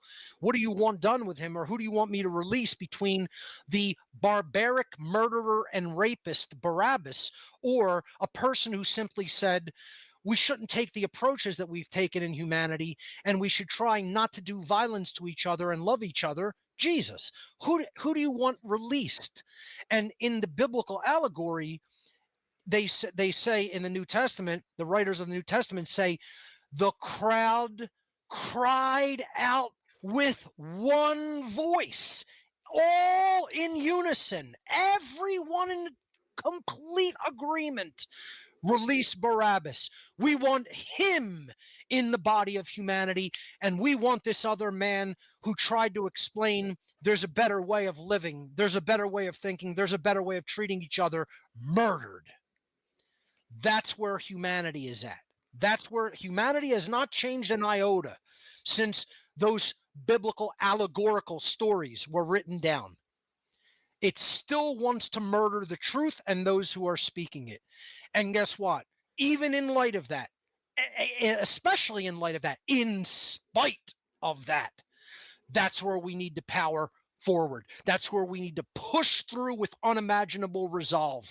In spite of that attitude, we still should not give up and should speak the truth, not even because we will, quote, win, we will come out on top, we will be the victors, the world will come out the way we want it to. Those all could be ancillary reasons. But the reason the truth has to be spoken into the universe is for one reason and one reason only. Simply because it is the morally right thing to do. And that defines who we are as individuals. Nothing else. Nothing else defines who an individual is except for the behaviors that they take in a time where violence and immorality are the rule. That's how you truly test your mettle. That's how you truly show the entire universe what you're made of. And that's the attitude we have to take if we're going to turn this thing around even a little bit. I've been saying it a lot lately. I've been saying it a lot that we need to start retuning, adjusting our perspective, and to start doing the right thing over what is easy, That's right. because that's how we're going to get out of this mess. Start, Not because not that's going what to be got us. easy.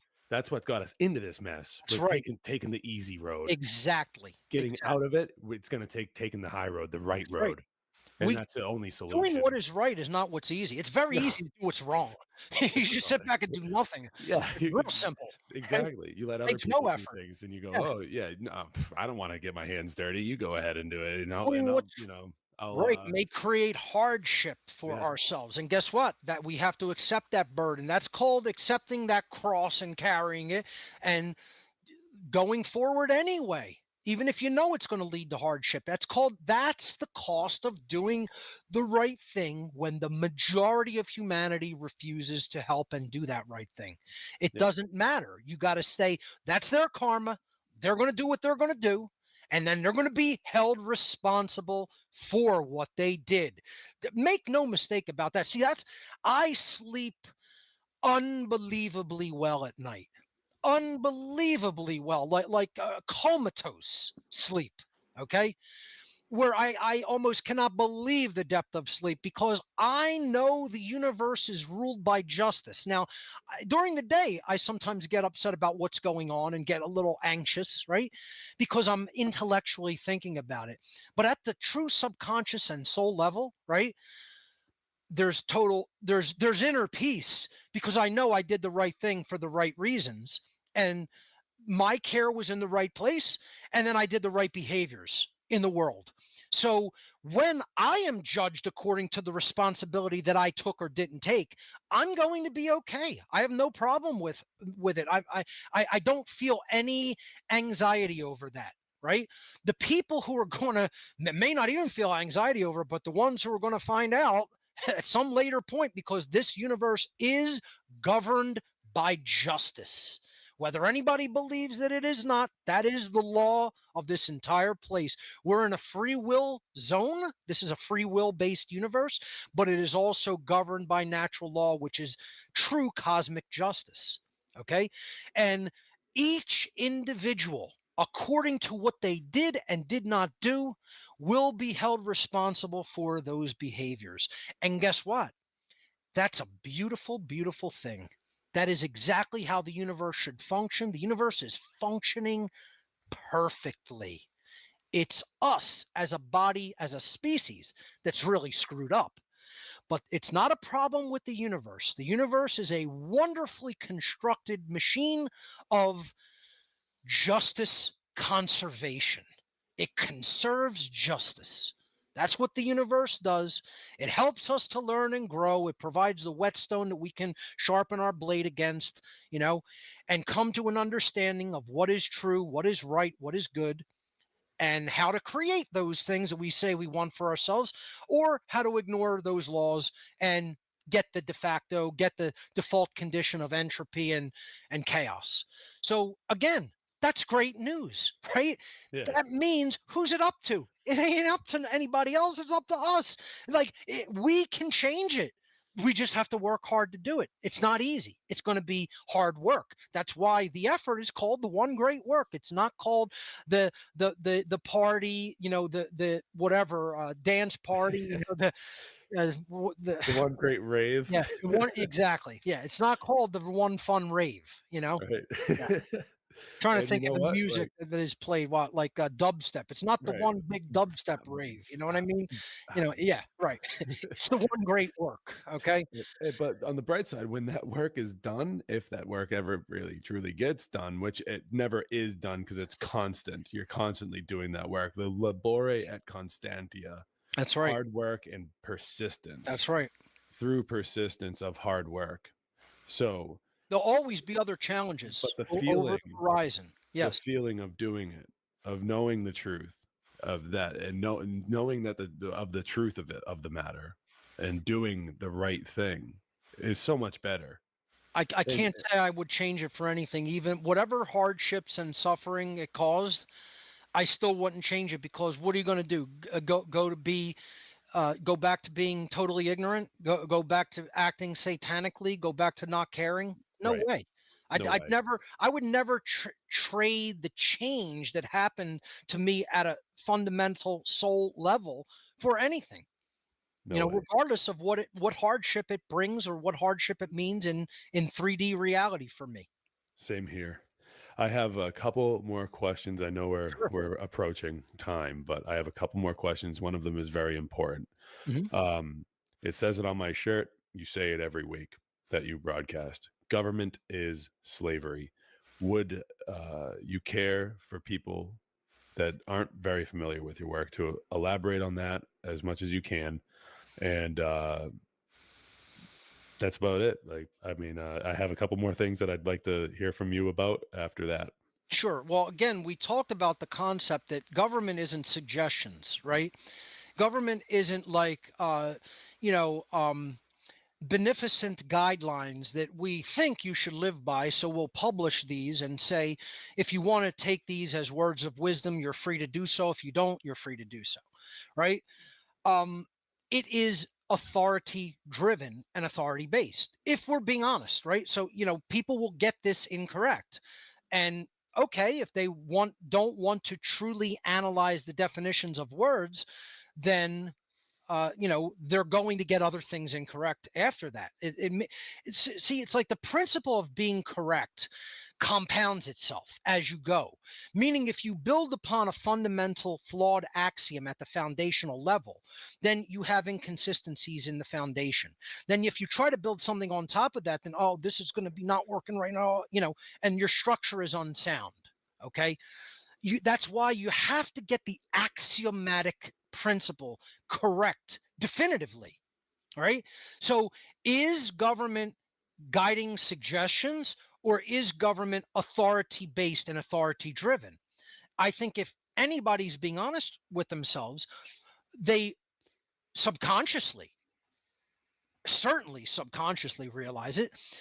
And if they're really being honest and saying it honestly, they'll become conscious at a conscious level. They'll become aware of this at a conscious level, that it is making a claim of authority upon another is the fundamental nature of government, of the human institution of government. Again, understand, we are not talking about self-governance. We're not talking about controlling our own thoughts, emotions, and actions internally, inwardly. That's Mhm. called self-government, self-governance. That's a positive thing. We all want that. That's called truly exercising our sovereignty to control our own thoughts, emotions, and actions. And we want that. That's positive. That creates positive manifestations and results in the world. We are talking here about the institutional body known as man's law and man's government that is instituted in every country and every municipality and locality on this planet. That is authority based. Ask any person, is government something that you have the choice to comply with or not, according to them, according to the people who lay down laws, right? Is it participatory in the sense that it is voluntary? And someone can say, I agree with all of this, I'm going to take part in it. If someone says, I don't agree with all of this, I don't want to take part in it, are they permitted to walk away and do that and not do that? Or is it forced upon them? If it is forced upon them, then that is the very nature of authority. Authority says, I'm in charge and you don't have the free will to say no. That's what authority is. That's the definition of what someone who is claiming authority over others actually is. If we're being honest with ourselves. Again, we can bullshit ourselves ad infinitum and say, no, that's not what authority is, right? And we're not talking about authority in the sense that you're skilled at something. Someone could look at me as an authority in computing because I'm skilled at it. Okay, that's Yeah. not the kind of, that's another definition of the connotative word that we use authority for, meaning someone who is in a position of being very skilled and being in a position to teach other people this skill or trade or craft. Hence, they're an authority in that field. Not the definition we're talking about. understand the actual definition that we're talking about is someone who is claiming the right to command other people to bring their actions into compliance with their will.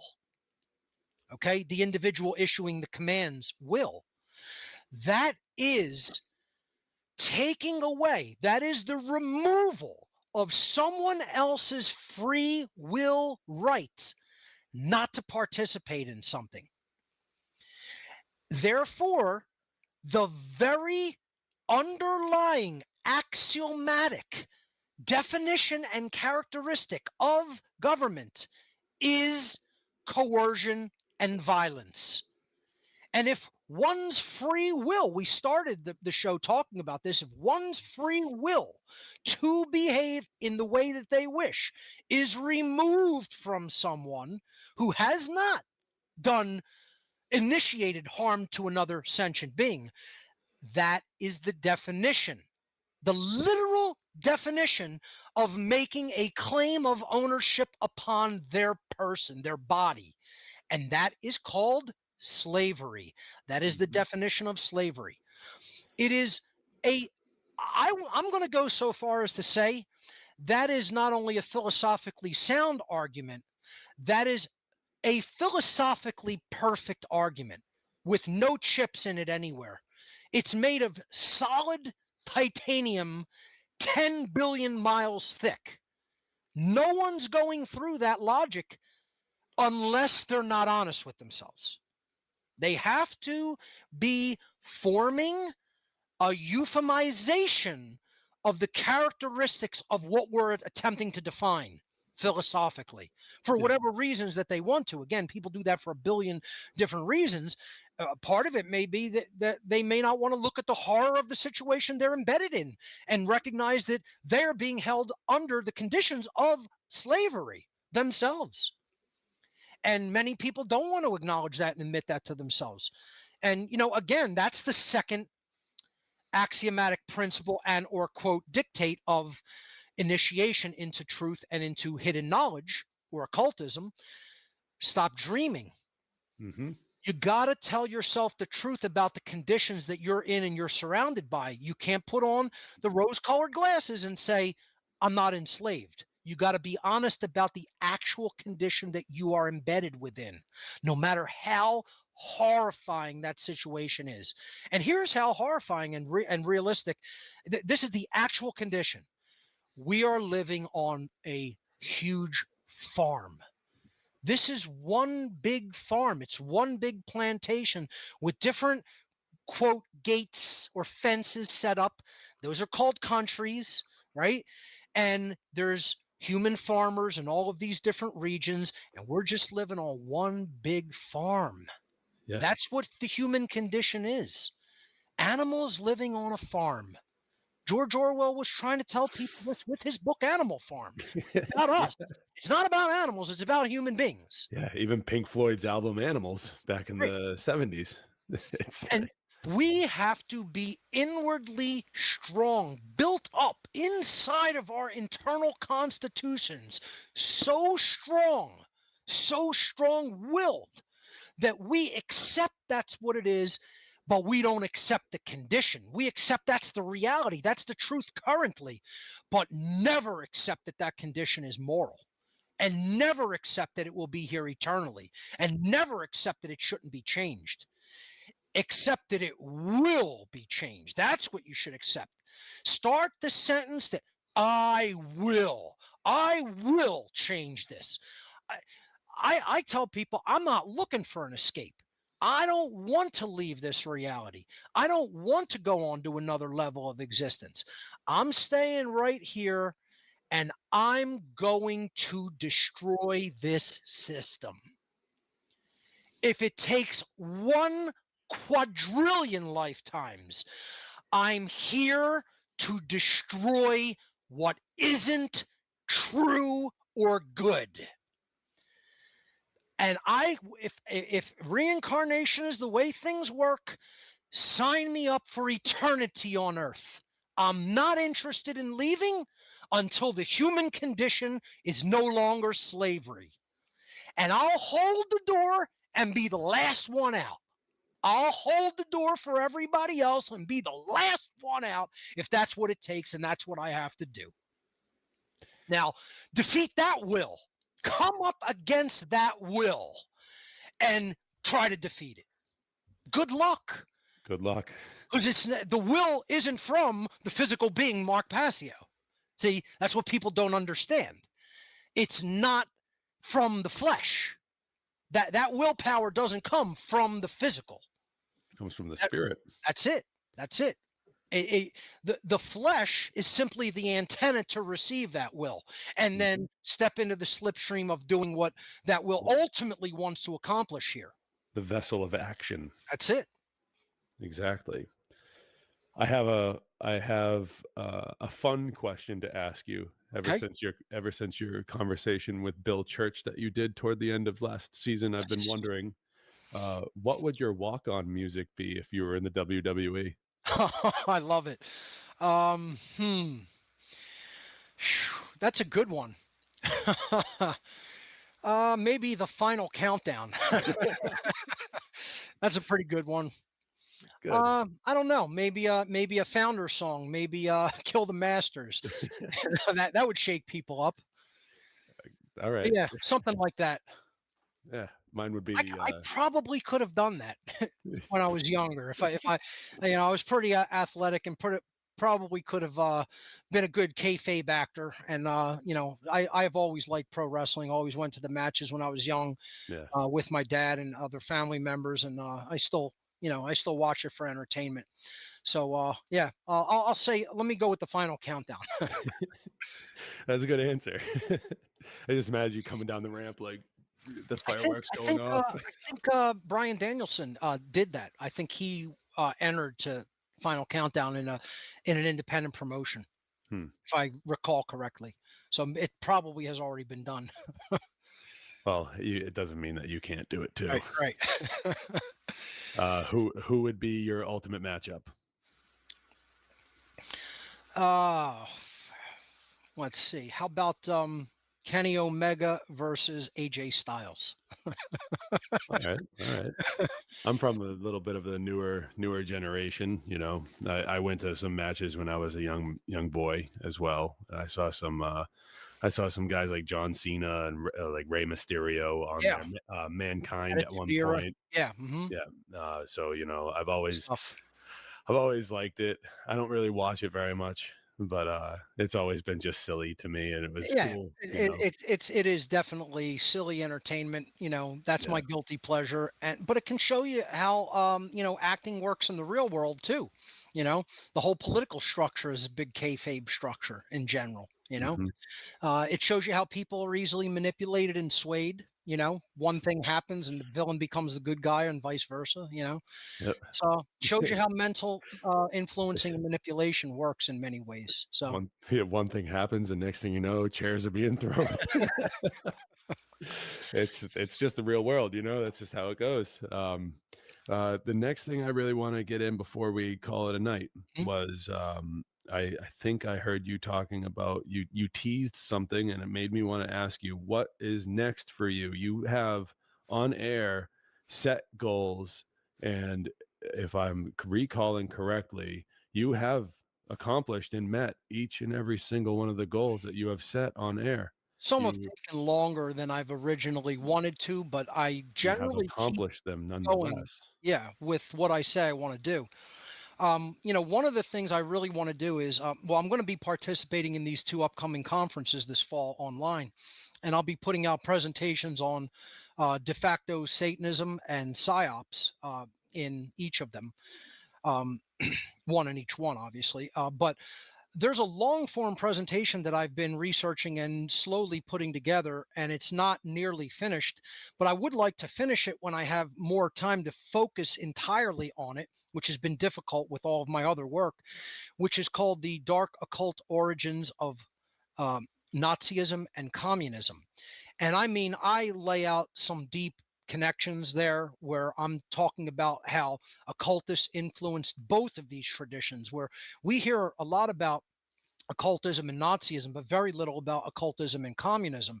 Mm, We also hear a lot about the evils of Nazism, which it is truly evil and is a deplorable ideology, always has been. And even the forms of neo-Nazism that exist in the world are truly evil. But we hear so much about that. We hear very little about the evils of communism and how many deaths it has caused in the modern world. You look at democide figures, and communism has killed even more people than Nazism in the last 100, 120 years, etc. So, people have to really understand that these are really both Satanism in disguise. One is wearing a glove on the left hand and one is wearing a glove on the right hand, and you remove them both and it's hooves. You know what I mean? It's mm. red skin and hooves. You know, obviously that's a symbolic interpretation. I don't really believe in that form of, quote, the Christian devil, but this is what communism really is. It's communism and Nazism are Satanism in disguise as two different, seemingly opposing ideologies that are two flip sides of the same coin. They're two wings of the same bird. Um, you know, we see left wing and right wing. The totalitarian extremes are communism and Nazism, but then you go under the surface, and those are just two masks of Satanism under the hood. And that's what I'm trying to expose. I'm trying to explain that these are all the same ideology underneath, and it's all dark occultism. It's all Satanism. And I have um, a long form presentation slash seminar that is proof of this. And I'm going to eventually unleash that. And I don't want to say it's definitely going to come this year, because it may take longer than that. Um, I've done a lot of ravenous research on it. I have to formalize all that and make uh, aesthetically pleasing slides for the whole thing. And Mm. that's where I'm at, where I have in general, an outline and what I want to accomplish during the whole thing. But to formalize the slides still has to be done. And that's going to take a few months minimum. I'm going to say at least 6 to 8 months. So, for a presentation of this scope, which is probably going to be at least 8 hours long, maybe 9 hours. So, I don't want to give a timeline on it, but I will put it out at some point. It's just it's a colossal amount of work. I also want to reach out to some other activists in the area, and perhaps in the near future start doing in-person natural law seminars again. I haven't done that for many years, and I'd like to see what kind of response I get from the general community here in the general Philadelphia vicinity, because I got some good response the first time I did it, although it was small. I mean, there was like 10 students. I'm hoping maybe I could find a vicinity to deliver a multi-week seminar and maybe put at least 50 students in the class, if not more. But we'll see. That's another project that I'm maybe looking at in the near-term future. That's great, man. It's uplifting to hear that you have plans for the future. It really is. I'm not going to stop. I may take hiatuses from here and there to just Yeah. preserve my well-being and health, but I will not stop. No, That I can assure everyone. can't stop. Absolutely. It can't be stopped. Last question. It's a short one, and then we can say our goodbyes. Sure. Are you Jeremy Locke? I am not. Okay. No. And I would tell people if I was. A lot of people have asked me that and think that is the case. No, he's a brilliant modern philosopher. Everyone should read End of All Evil. If you are in any way confused about the human condition or the reality of what government is, what authority is, I highly recommend the book, The End of All Evil. It's probably one of the best, if not the best, philosophical books written in the modern era. You can certainly find a digital copy. If you find a physical copy, you're very lucky at this point, because it only had one physical printing and was never reprinted. But I am not Jeremy Locke. I would tell people if I was, I'd be proud of that work and I would make it public that I was him, but I am not. I would love to meet him in person. I would love to know who it is. And he probably chooses, sees fit to choose not to do that, not to become a public figure, and that's his right. But he's definitely not me, but he's got my mad respect. I can tell you that, because that work is a work of brilliant truth and brilliant moral philosophy, and everyone should know it and everyone should read it. Well, thank you for that. I saw it on a I saw it on a chat, like a chat room. Like, So it's odd so that you would even mention that book today of all days. I picked it up in my house earlier today and was like, yeah, I got a physical copy of this. This is so awesome that I actually own a physical copy of this thing. And yeah. then you mention it today. Good synchronicity there. Every time I go to a flea market, every time I go to an antique shop or a consignment store or a bookstore where they sell used books, I always go through, I ask, Look for that one. I look for it because the chances of finding a copy of it for like $20 in a stack in a shop like that, they don't know what they have, If you know? people want to read it, you can go to libgen.is, libgen.is. You could find just about any book there, Hmm. and just type End of All Evil, Jeremy Locke, Locke, and you'll be able to download it from there. Yep. You Great can resource. you could go to freeyourmindne.com, go, and I think I have it up on the PDF. There's like a literature page I set up. I think I have a PDF of it that you can download there as well. Take the search right out of it for you. So last but not least, Mark, thank you for your time tonight. Absolutely. I really appreciate it, man. It was great to meet you. Great to finally have a face to face, even though it's through this, call. It's still, to me, very awesome that we got to meet. On behalf of Joe Murray and myself, thank you so much for participating in the Shattering the Illusion conference. Absolutely. It's going to be great, and you're contributing to that very awesomely.